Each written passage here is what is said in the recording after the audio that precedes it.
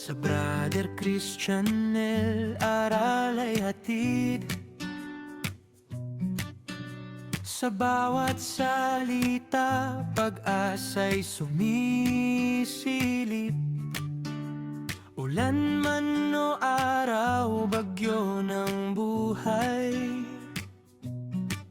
sa Diyos kakapit, siya ang gabay. Problema'y darating, di man inaasahan.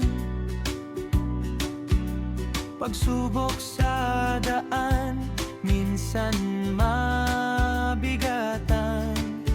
Ngunit sa panalangin, lakas ay makakamtan.